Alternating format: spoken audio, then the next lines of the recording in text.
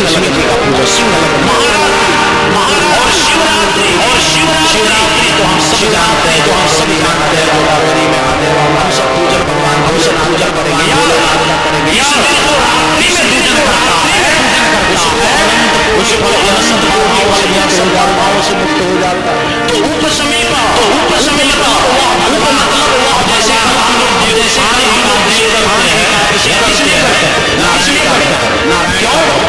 क्यों 12 महीने का एक साल, तो 6 महीना भगवान एक शयन एकादशी हम लोग 6 महीना किए थे पहले। उस दिन भगवान नारायण जो है इस संसार का भार किसको दे देते हैं? भोलेनाथ को। हम लोगों को 6 महीना भगवान आज भी हम लोग भोलेनाथ के ही शरण में हैं आज तक। और भगवान 6 महीना नारायण सोते हैं और शिव जी इस संसार का संचालन करते हैं। और 6 महीना कल जो है नारायण जो है जगेंगे और भोले बाबा कल सो जाएंगे, और भोले बाबा से नारायण लेकर के 6 महीना हम लोगों का जो है रक्षा पालन करेंगे। तो हम लोगों को क्या करना है? उपसमीप नारायण का ध्यान करना है। कहने का उपवास का अर्थ सात्विक अर्थ यही होता है, उपसमीप वास। जिस भी देवता का उपवास कर रहे हैं उसके समीप में जाना, भगवान के समीप में जाना। समीप में कैसे जाएंगे? भजन करना, उनका मनन करना, उनका जप करना, उनका ध्यान करना, तब उपवास होता है। नहीं तो भूख गए, कुछ नहीं खाए हैं और घर में बैठ करके चैनल बदल रहे हैं और बच्चे को खिला रहे हैं और मार्केट में जा करके घूम रहे हैं और कह रहे हैं कि हम तो उपवास किए, हम तो व्रत भूखे हैं। यही व्रत है? इसका अर्थ उपवास नहीं होता है साहब। तो इसका मतलब यह होता है, सूत जी महाराज ने कहा कि भगवान कृष्ण ने कहा अर्जुन से कि विषयस्य विष औषधि, विषयस्य विष औषधि, विष का औषधि विष ही होता है। भगवान बहुत सुंदर बताते हैं। ध्यान देंगे, अगर किसी को विष का औषधि, अगर किसी को काला नाग ने डस लिया, अगर कंफर्म मालूम है कि वह नाग ही डसा है, तो आप डॉक्टर के यहां जब जाएंगे तो डॉक्टर जानता है कौन सा औषधि देगा? आप कहेंगे नाग ने मुझे डसा है, तो वह नाग का विष ही जो है इंजेक्शन में देता, वही विष इंजेक्शन से देता, क्योंकि विष को विष ही काट सकता है। लेकिन यह कंफर्म मालूम होता विषयस्य विष औषधि। और जाना भी चाहिए। हम लोग तो झाड़ने फूकने वाले के यहाँ दौड़ने लगते हैं, तब तक राम नाम शब्द हो जाता है। डॉक्टर के यहाँ जाए और जाने के बाद वह विष के द्वारा ही, पहले लोग जाते थे जंगल इत्यादि में और कांट गड़ता था तो उस कांट को एक कांट से निकालते थे, दूसरा कांट लेकर के उसी कांट से उस कांट को निकालते थे। कहने का तात्पर्य है कि विषयस्य विषोधि। भगवान गोविंद ने कहा अर्जुन तुम कितने बड़े भोले भंडारी हो, अरे ब्रह्मास्त्र अश्वत्थामा ने चलाया है, तुम भी ब्रह्मास्त्र चलाओ। अर्जुन भी ब्रह्मास्त्र चलाए और दोनों ब्रह्मास्त्र आकर के आपस में टकरा गए और वह नष्ट हो गए। और अश्वत्थामा को अर्जुन गए और बाल पकड़ करके और खींचते हुए द्रौपदी के पास लेकर आए और बोले देवी आज तुम्हारे 5 पुत्रों को मारने वाला अश्वत्थामा को मैं तुम्हारे सामने लाया हूं, बोलो इसे कहो तो मैं काट के मारूं या नीचे धरती में गाड़ के मारूं या जला करके मारूं या फांसी दे करके मारूं, जैसा तुम कहोगे वैसा ही मैं करूंगा, बोलो कैसे मारो? द्रौपदी बोली। द्रौपदी ने कहा कि इसे छोड़ दीजिए। अर्जुन बोले क्या बोलती हो, छोड़ दे?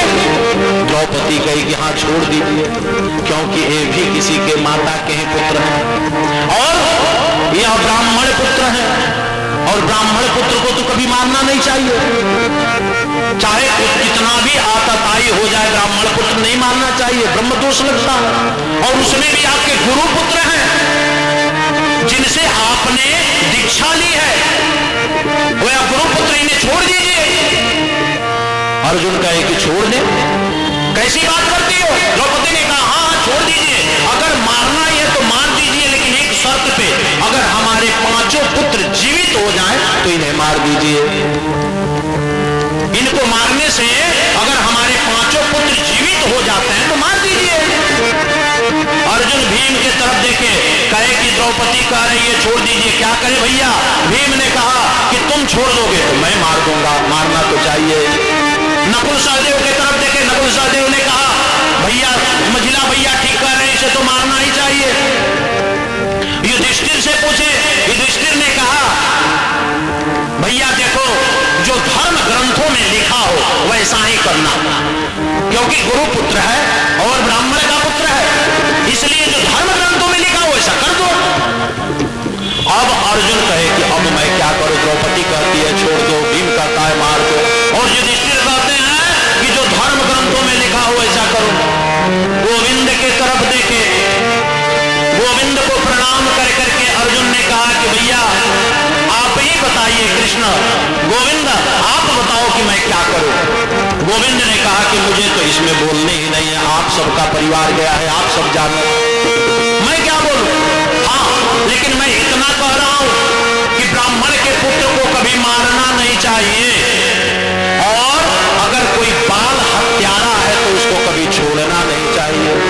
अब अर्जुन कहे कि अब लो और बात फंस गई, यह ब्राह्मण पुत्र है तो नहीं मारना चाहिए, अब बाल हत्यारा है तो छोड़ना भी नहीं चाहिए, मारना भी नहीं छोड़ना भी नहीं।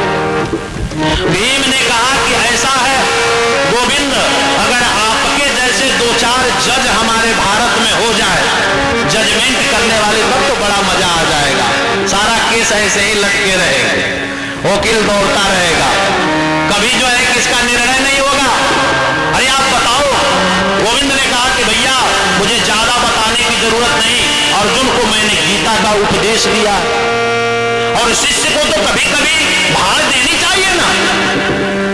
अर्जुन जो सब ज्ञात है, अर्जुन तुरंत समझ गए और आधा मोछ मोड़ दिए, बाल आधा मुड़ करके, और सभा से धक्के दे करके बाहर कर दिए।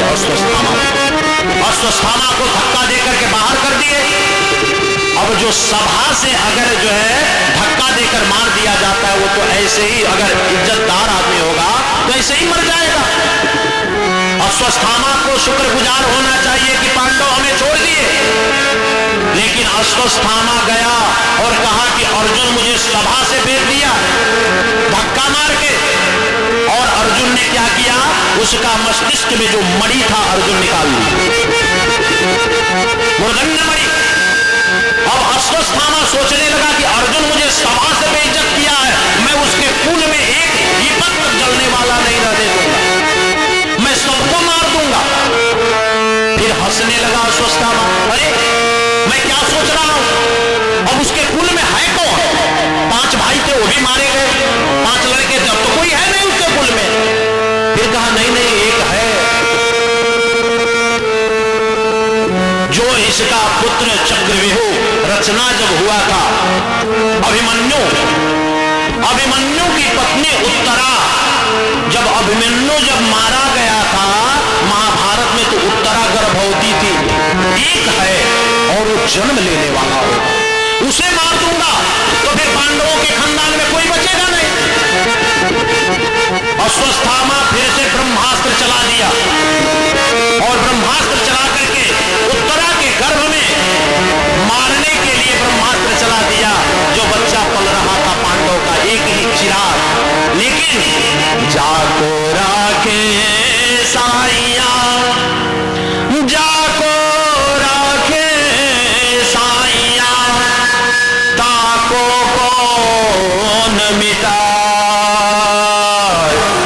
राम खेवैया जब बने तब नैया कौन डुबा।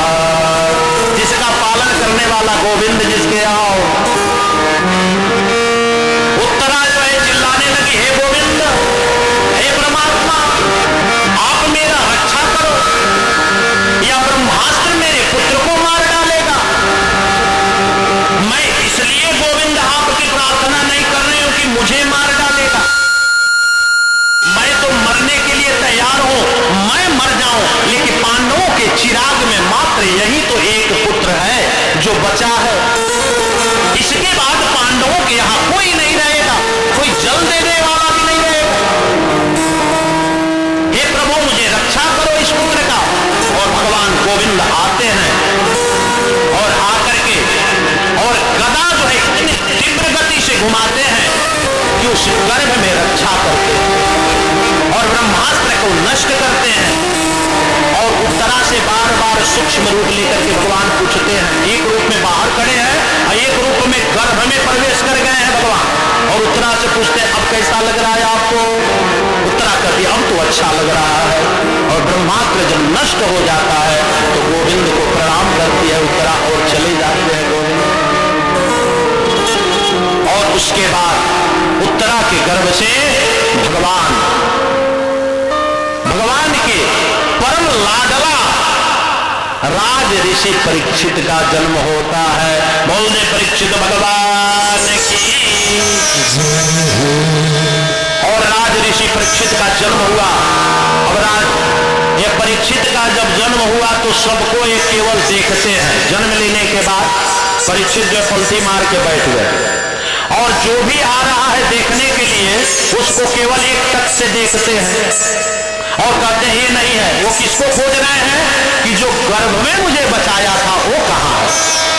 और जब बाद में भगवान कृष्ण भी आते हैं और जब कृष्ण को परीक्षित देखते हैं तो खिलखिलाकर हंसने लगते हैं, कहते यही तो है कि जो मुझे गर्भ में बचाया था। और भगवान आशीर्वाद देते हैं। ज्योतिषी ब्राह्मण आते हैं और आकर के परीक्षित का कुंडली बनाते हैं, सब गुण बताते हैं कि पुत्र अर्जुन के जैसे धनुषधारी होगा, भीम के जैसे बलवान होगा, नकुल सहदेव के जैसे गणित विद्या में महान होगा, युधिष्ठिर के जैसे धर्मराज होगा। ये सारे पांचों पांडवों का गुण परीक्षित में बताते हैं। और लास्ट में ज्योतिषियों ने यह भी बता दिया, ध्यान दीजिएगा, ज्योतिष में इतनी शक्ति है आज भी कि अगर कुंडली सही हिसाब से बना है तो एक एक मैथ करके बताया जा सकता है कि कहां क्या है। लास्ट में ज्योतिषियों ने यह बता दिया कि यह बालक धर्मराज के जैसे राजा होगा, बहुत सुंदर राज्य चलाएगा, लेकिन यह ऋषियों का जो है अपमान करेगा और उस अपमान के बदले में इसे 7 दिन में मरने का श्राप मिलेगा और 7वें दिन इसको तक्षक नाग डसेगा, यह मारा जाएगा। लेकिन यह अपने ज्ञान के बदले यह उसका मुक्ति का भी उपाय ढूंढ लेगा, यह भी बता दिया। अब यह कथा यहां हम लोग जो श्रवण किए, यह कथा कहां चल रही है? यह कथा यहां समता कॉलोनी में नहीं, आप ध्यान देंगे, यह कथा सूत जी महाराज नैमिषारण्य क्षेत्र में कह रहे हैं। 88,000 ऋषियों से जो सौनक इत्यादि ऋषि है, सौनक जी खड़े हुए, कहे गुरुदेव आपने यह जो है सुखदेव जी का जन्म कराया, राजा परीक्षित का जन्म कराया, लेकिन राजा परीक्षित को श्राप मिला कैसे? राजा परीक्षित को श्राप मिला कैसे?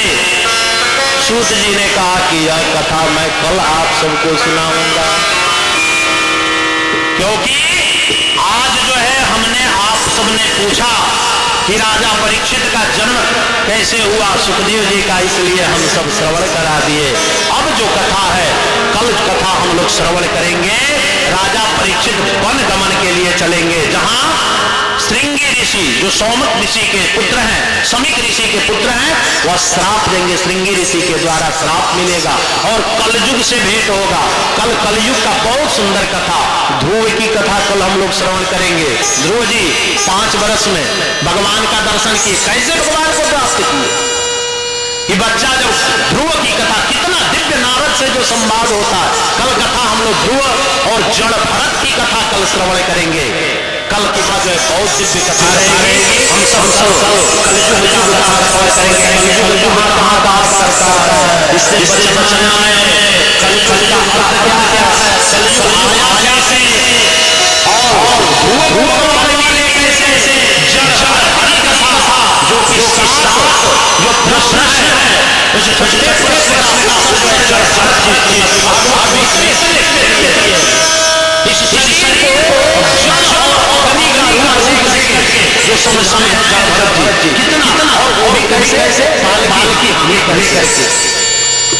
वैसा हम लोग कल के लगा में हम सब समय से लगे यहाँ आ जाएंगे और हम सब जो है यहाँ